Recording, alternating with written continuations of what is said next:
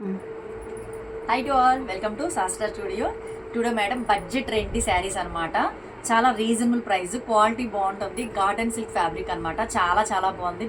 Last time నేను 4 days back నేను video post చేశాను.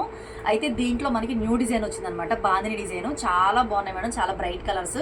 దీంట్లో ఏంటంటే లాస్ట్ టైం నేను ఫ్లోరల్ డిజైన్లో నేను చూపించాను.